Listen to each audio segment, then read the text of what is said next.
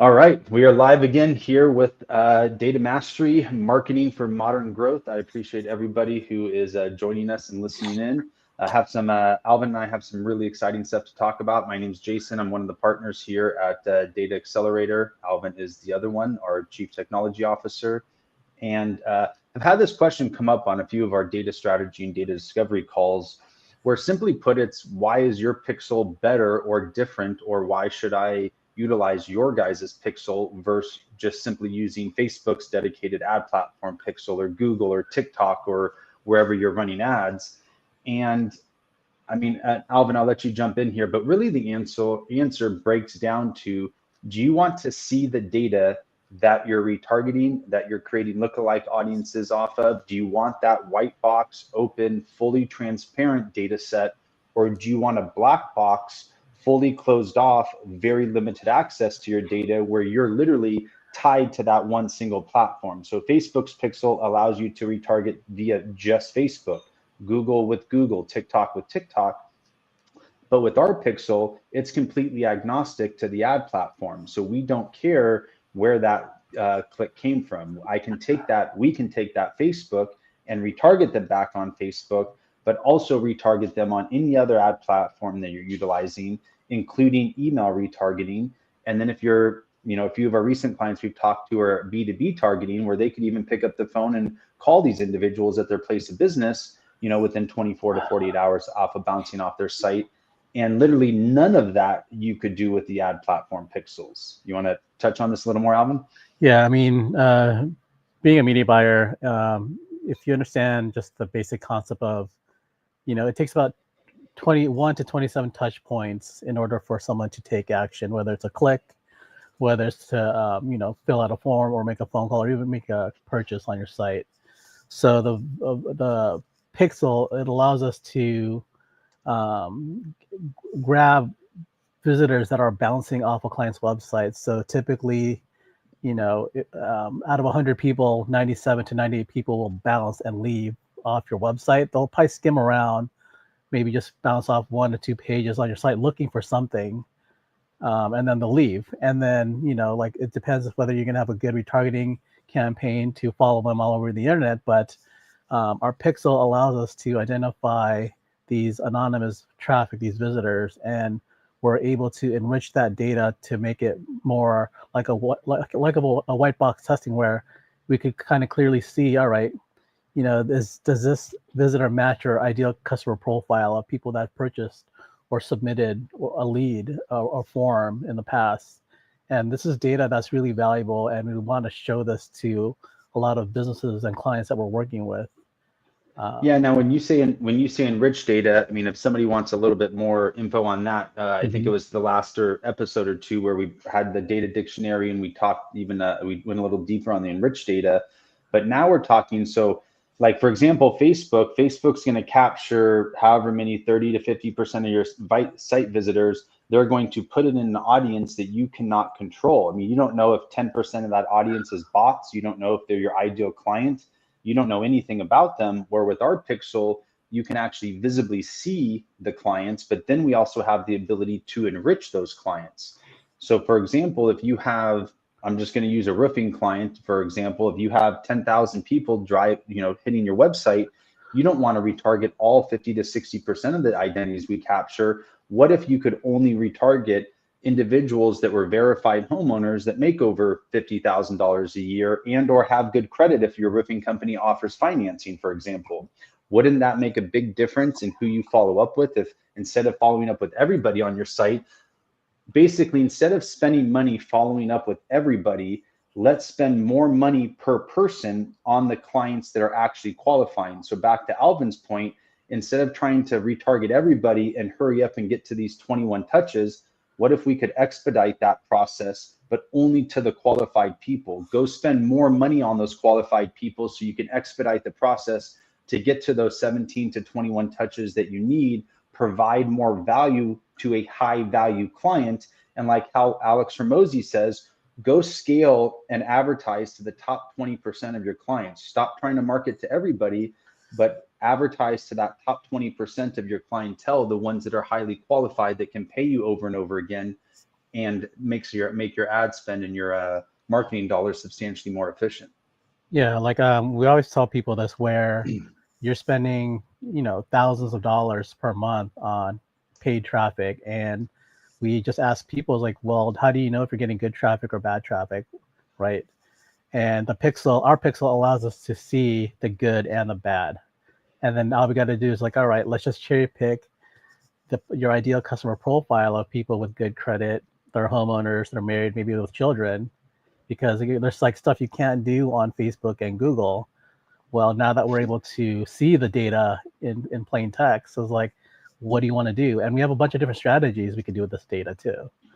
Yeah, I mean, it's like you said, it's all about, I mean, cherry picking, right? It's I think that's a good analogy. And if I don't know if everybody listening knows what it means, but it's basically like taking the best of the best. I think cherry picking is a term like for like I know we used to play basketball, right? Where you just send somebody down to the end of the court and just toss it to them and nobody's guarding them. Like, well, what if you could be that guy? What if your business is the guy that we just lob the data down to the other end of the court, and you can make that easy basket? And that's really what we're talking about here is stop marketing to everybody, start cherry picking the best. And I'm not just like, we're saying, not just clients that are interested. What we're doing with our data solutions is we're taking intent and layering on the qualifications. So, hey, just because somebody searched for a roof doesn't mean they qualify for you to come out and give an estimate and put a roof on. Maybe they're not a homeowner yet. Maybe they're just accidentally searched. There's so many kind of what ifs out there, but with the data, we stop all the guesswork, we stop all the what ifs, and we literally hit the nail on the head. So homeowner verified, income verified, credit verified, and they've searched for your product or service, and they visited to your site. Yeah. Oh my gosh, what's being done with this data now is incredible. Yeah, like all the website clicks that you're paying for, whether it's $1, $50 per click in some niches, anyone landing on a client's website, again, they are the closest thing to a conversion, right? It's like, they're literally one click away from saying, hey, book a call, or I want to buy something. You're right. You're as close as you can get to a conversion. Right. So all those people that you're driving, all that website paid traffic that you're driving to your site, that is the most valuable piece of data that you're able to have, and because you're paying for it. And outside of the closed client, right? Right, outside of the closed client, right, exactly. Yeah. So it's just pretty much the same thing like, with e-com sites, with Shopify sites, people that go to your add to cart, and they're either like mulling over like, oh, should I just pull out my credit card and buy? Do I trust this person? Like, do I get free shipping? What else? Do I get bundles? Anything like that, where they're like one step close to a purchase are the add to carts. So if you think of it like that, right, like they have the intent to buy, but like what's that one final step for them to like push over to turn them into a conversion? So think of your website visitors like that. Like that is the closest thing to a conversion or purchase. Well, to that point, then, I mean, and I guess this all ties into the pixel, but also what we're doing with the data solutions is we're enriching your current database. So once we start working with the client, it's, hey, give us your top, 1,000 clients, 2,000 clients, give us everybody that's already paid you, engaged with you, has been happy with your service. Let's enrich that data and nail down that ICP or that ideal client profile with 5 to 10 different data points, not like, oh, males over 35 or some loose, weak ICP.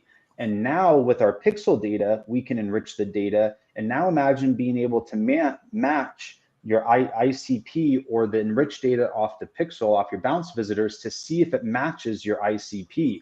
I mean, we just had a client where, they were way off. And this is a client spending $100,000 a month, still having success, still getting good conversions. But what we identified is literally 50 or 60% of their site traffic was the wrong person. They were getting good ROIs, acceptable ROIs to spend $100K a month, literally off of 40% of their site traffic being qualified. Now we're still in the middle of improving this for them, but imagine if we took 40% of their site traffic to qualified, and we're able to bump it up and make incremental changes to even 60 or 70%. They don't necessarily have to spend more money. They just have to spend more money on better people. And that's what we're really trying to accomplish here with our data solutions. Yeah, another thing with our pixel is like, let's say you do get a couple of purchases, people that have visited your site, and then they do make a purchase. At the end of each month, we'll typically ask a client, hey, give us your email list of purchasers. And our data analysis, they would take those emails and then look in the pixel file. I was like, all right, did we see any of these emails match our pixel data? It's like, oh yeah, here's Alvin Reyes at Gmail, for example. And yeah, this guy did make a purchase, and he went through 4 different pages before he hit a thank you page or whatever purchase page at the end. Yeah, dude, honestly, I didn't even think about that, but I mean, gosh, that's huge for tracking the buyer's journey, right? It's like, okay, here's our converted client. When did they visit the site? Because another thing we didn't even touch on is the buyer's the buy cycle, right? When did that client first hit the site? We had that ecom brand earlier, I guess it was earlier last year. It's already early this year, but earlier last year where they came and they were freaking out because their ads weren't working within the first 30 days, but then come to find out they had like a 60 to 65 day buy cycle. It was a new health supplement where we had to introduce it to people. We had to educate them on it. But once we got past that 60-day mark, we started seeing more and more purchases. And mind you, we were launching this campaign basically from scratch, so it wasn't proven out. But once we learned, once we were able to establish based off site visitor data and then the end result that, hey, we have a 60-day education process buy cycle, that was huge, and it changed everything. It took a client freaking out like, oh my gosh, I'm not selling anything, to just give it an extra few days, continue to educate and add value, and then the sales will come, a month or 2 later. You have to educate and build trust before you expect people to give them your money. Yeah, another thing too, like with the pixel data, since that's just the paid ads that we're talking about, but we could actually use our pixel data to email people directly. So if you're a media buyer, you could run Gmail ads, right? Based off whatever keywords or whatever zip code or mobile information. But our pixel data, if we're able to get the email address, some people ask, like, well, how good is your data? Well, we get about a 99% delivery rate with our data.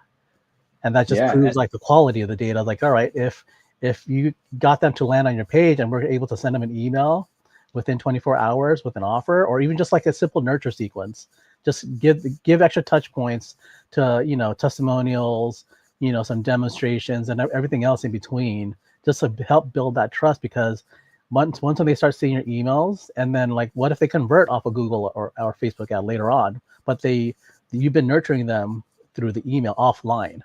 Yeah, and then you can go back and say, hey, wow, this guy converted on January 6th, but I've been sending him emails for the last 2 weeks. I've sent him 5 emails in the last 2 weeks. He's opened 3 of them. Yeah. So he's obviously receiving the emails. He's opened them. He's probably read 1 or 2, and then he sees your ad again on Facebook and converts on it. But you can't ignore the fact that receiving those emails, opening those emails added value, and again, expedites the process to get to those touch points to build the trust and credibility so the client's ready to engage with you. The more places you can touch them and the faster you can touch them. That sounds really creepy. Maybe we should edit that out, actually. But I think everybody gets the point. It's all about frequency, and in our case, frequency and layered on with the quality on top of it. And that's our unique value proposition, is the quality on top of the frequency. Not only that too, right? Like the Facebook pixel is, that's all paid ads, but now we're going offline via emails. Like now we're retargeting them forever for pretty much pennies on the dollar just to send out that email, right? Yeah, or clients that aren't spending a fortune, but get traffic via SEO efforts, via influencer efforts, third-party links, whatever else. We do have some clients that only spend $10,000 or $20,000 a month, don't have these exorbitant $100,000 ad spends, but still drive 10, 20, 100,000 people to their site every month.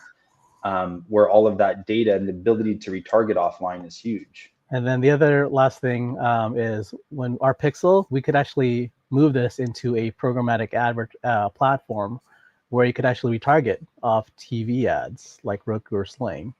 So imagine somebody hitting your website, and then within 24 hours, they start seeing a TV ad for pennies on the dollar, just for more brand awareness. We didn't touch on the GTM timers too, the ability to put the pixel behind multiple timers. So how would you like to know if somebody stayed on your site for 10 seconds, 30 seconds, 40 minutes, whatever it is? I mean, who is the one client we had that has a 30-minute VSL? Well, we don't have to say the client's name, but one of our clients has like some extremely long VSL, 20 to 30 minutes. So it's, we put our pixel on like 30 seconds and then 5 minutes, 10 minutes, and then 30 minutes. And now we can quickly realize and identify, hey, those individuals that have watched 10, 20, or 30 minutes of these videos versus bouncing after 3 minutes, the conversion rate and the quality of that lead skyrockets. Yeah, again, like you just think of these as like, all right, these are just high targeted tags, really, like, or labels. Anyone hitting a 15-minute mark, anyone who watched a 25, 50%, 100% of your video on Facebook, it's kind of like that same strategy, but we're actually using our pixel as a vehicle to do that. Yeah, pretty amazing. All the, and especially now that we're adding all the enrichment and everything else, it's pretty wild what's happening with the pixel and what we're able to do with it, and then the results that we're seeing. So it's not just, you know, hey, target every, or even with the in-market data and the enrichment, and this isn't direct with direct with the pixel, but it all kind of ties together, where instead of just marketing to anybody interested in your product, market to only people that are interested in your product and qualify for your product. And then same thing for retargeting. Don't retarget everybody that hits your site. Only waste your, I shouldn't say waste, only spend your money, only invest your money in individuals that have visited your site, shown interest in your product or service, and qualify for it. It's like, stop spending money. What's the Glenn Ross movie? You ever seen that sales movie? They call it pitching wood, right? Where it's just like the guy gets, get off the phone. He's not a buyer. He's never going to buy. Well, with our pixel, you don't have to wait to get him on the phone to decide whether or not he's a buyer who's going to qualify. Our pixel is going to tell you whether or not he qualifies. Our pixel and enrichment data. So now your ads, your sales team, your lead gen, everything is very fine-tuned, highly efficient with only qualified individuals. One last thing for me is, like I mentioned earlier, where you have the good traffic and the bad traffic. Well, what if he told you, hey, 60% of this is the bad traffic. Let's take that bad traffic. I forgot about exclusion lists. And turn it into exclusion lists, right? Because you don't want more people like that, right? So this is how you fix the quality of your campaign, is just exclude the bad traffic. Yeah, honestly, we completely forgot to touch on that originally, or I forgot to mention that up front. But yes, excluding bad traffic is almost equally important as finding the good traffic. Right. Again, it's just expediting, especially with the paid ads, expediting that algorithm where it's not just, hey, find me people that look like this, but find me people that look like this, but also find me people that don't look anything like this, right? Exactly. So now that combination is, so many people get focused on who's our best audiences, but you can also create worst audience and, you know, create those exclusion lists, which are equally as powerful. Yep. Good call. I almost completely forgot about that. That's why you get paid the big bucks, buddy. So you're smiling a little more this podcast too, or this episode. Yeah, there you go. A little secret. Yeah, exactly. We can thank Jason Hay for his secret. Yeah. All right, cool. Well, let's sign off. It's been almost 20 minutes. We appreciate everybody's time. Look out for another episode coming up in the next couple of days, and hope you are finding value of this. And if you want to book a free, no obligation data discovery call, data strategy call, let's get together in the near future and see if this isn't a win-win for both of our businesses. Take care, everyone. Talk to you soon. Appreciate your time. See ya.